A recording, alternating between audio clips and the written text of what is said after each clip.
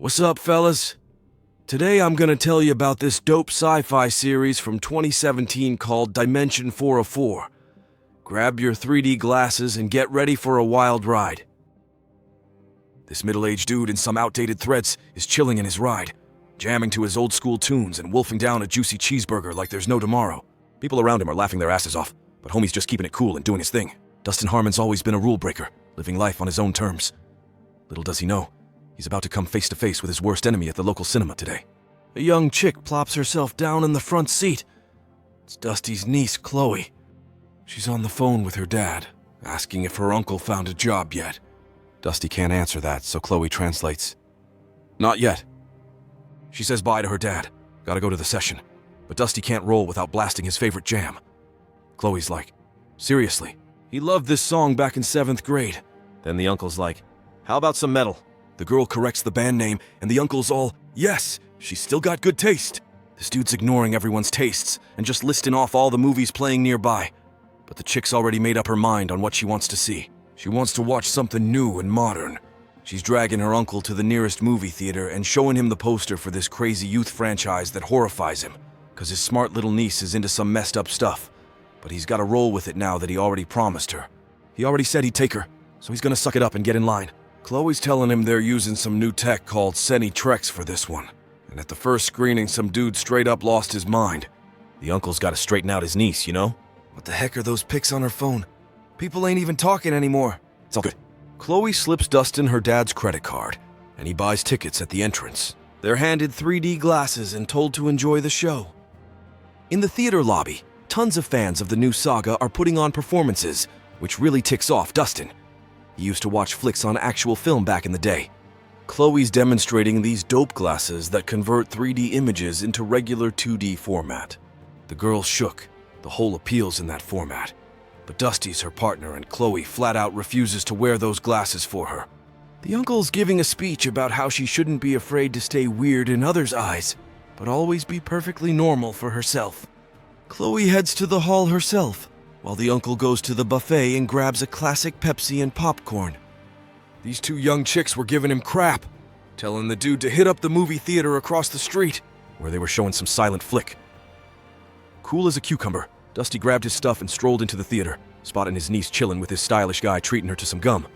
She introduced him as Zach, the manager of the place. That's Zach, the guy running this movie joint. Right then, the girls who were dissing him at the snack bar came over and plopped down next to the chick. Not happy. Dustin reminds them it's their evening together, since he hasn't seen his niece in forever. But Chloe asks her uncle to take a seat nearby while she wants to hang with her friends. The dude's got no choice but to chill by the Trinity Heart back there with the stoked painting fan who brought a sword in front of the audience. Zach shows up and invites everyone to enjoy the show, telling them to turn off their phones, keep quiet, and put on those blue 3D glasses. Dustin reluctantly puts his on while Chloe grabs the blue ones. The movie starts and people are super hyped about the new format. Dustin looks around in disgust at these losers, when suddenly he notices some weird screen distortion. He's looking at his girl Chloe's vibrating phone. The chick is texting someone, and that's pissing the dude off. He demands she turn off her phone and only chills out when she does. Dusty's looking at the screen again and sees some weird distortion. Everyone else ain't noticing anything weird, so he asks Chloe to put on the headset and tell him what she sees. So this chick's asking me to chill and let her watch the movie, right? But then Dusty keeps staring at the screen, and next thing you know, he sees this massive-ass worm crawling out of the screen towards the theater. It's slithering down the aisles, munching on spilled popcorn, and when it realizes Dusty's watching, it freaking charges at him. Dude drops his glasses in panic, and the worm just vanishes.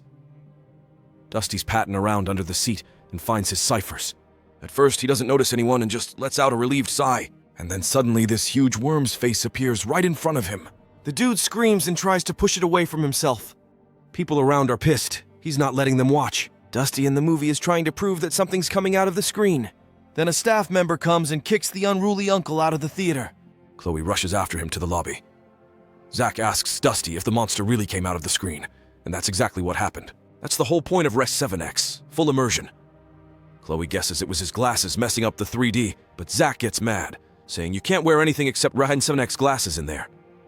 Dusty decides they should leave, but Chloe suddenly goes off on him, saying he embarrassed her in front of her friends, and she ain't trying to end up like his sorry ass. She's staying and gonna keep hanging with people her age, and he can haul his ass on home. The girl goes back to the main hall, tells the dude to wait for the show to end in the control room. Dusty agrees and goes into the room where the movie's being broadcast, with a couple assistants and the manager there who've just met. Chloe said Dusty had seen every flick under the sun and reminded her of one of the Lumiere brothers' films. Man, that arrival of the train scared the hell out of those viewers, who thought that train was gonna come right out of the screen. Zach's surprised by his anxiety. That blue track ain't nothing to be scared of. We ain't stopping the process. So why resist and give the dude glasses? Dusty's hesitating, like, is that really that cool? And then Zach's like, choose who you want to be. That cool Uncle Dusty, or the dude who bailed on the train. So this dude refuses to put on his glasses, then looks at his buddies, and the next minute they turn into monsters and jump the guy. Nobody in the room sees what's going on, but the guy in the control room somehow manages to fight him off and get out the door. He's rushing to save Chloe, who's feeling a bit uneasy, but keeps watching the movie. The theater workers start turning into monsters too, and once he sees that, he hightails it to the storage room and hides while the monsters pass by. Dusty's freaking out, not knowing what to do next, and then his phone starts ringing.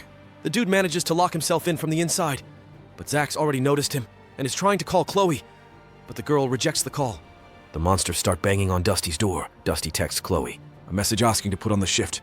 Suddenly all the monsters back away from the door. Dusty keeps texting and apologizes to Chloe. He just got scared of losing his only friend. And then there's a bang on the door, and through the hole, the monsters peer in. Chloe's smiling at some funny emoji, and she puts on her shift, but then screams in terror seeing this huge-ass monster instead of the screen that's sucking the life force out of the viewers, grabbing her around it. They're welcoming this new experience and calling her over, but she grabs whatever sword's nearby, charging right at that operator chick catching her. She's trying to fight back, but the folks around still manage to grab Chloe, sitting her in front of the screen and holding her down so the monster can get to her easier.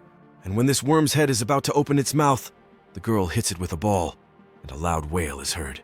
The sound makes everyone around fall down, covering their ears, and Chloe runs back to the control room. She breaks the window with a fire extinguisher, climbs in, and sees Dusty tied to a chair. The next moment, Zach looms over her, armed with an axe. The girl gets grabbed, threatened with a knife, and forced to sit on a table. Some of Zakayeva's helpers are jealous, you know. Chloe made it big time, 'cause they saw her for the first time and felt her magic touch. She came here to bring them all together as one. They were all miserable before Rex's bluebirds came along, pissed off and confused, but now they ain't alone no more. Dusty and Chloe will be with them too. Zach's putting these blue tracker glasses on Dusty, and his crew's setting up the projector. Chloe screams, picks up the fallen knife, and drives it into the glass eye that hides the main monster behind it. Xenia's former people are writhing in agony as Zach releases a massive tentacle tongue and grabs Chloe with it. Dusty begs her not to look into Zach's eyes, but the girl can't tear her eyes away. Her eyes start to get covered in a film, and then Dusty grabs an axe and cuts off Zach's tongue, and they run for the exit. But the girl suddenly stops, realizing they have nowhere to go. Their world has changed. There's nothing to be scared of anymore. Dusty's trying to snap her niece Chloe out of it, but she ain't the same gal she used to be. Dusty's opening doors, and there's a fire waiting on the other side. You can hear folks screaming and sirens blaring. Chloe's asking her uncle to stick around and watch a movie with her, but he can't bend to some alien mind control, and he can't lose his niece neither. All of a sudden, she starts singing this song, telling everyone to live in the moment. Folks are surrounding Dusty. They're all heading into the hall, and Chloe's putting some glasses on Dusty. Yo, these blue tracksuits, while everyone's bobbing their heads in sync, singing along as they peep the screen, holding back from joining in the chorus. That show's pretty intriguing, man. It could even be considered a horror flick with the creepy tales it tells. Seems like those spooky bedtime stories for kids, like the one about the Black Sheet and the Queen of Spades, are actually taking a satirical jab at some serious issues, you feel me? They're calling out our obsession with tech and how we just mindlessly follow trends without thinking twice about them. But there's always a little bit of truth in every joke, ain't there?